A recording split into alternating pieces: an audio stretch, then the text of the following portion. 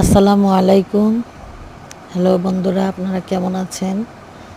আমি একজন নতুন কন্টেন্ট ক্রিয়েটর।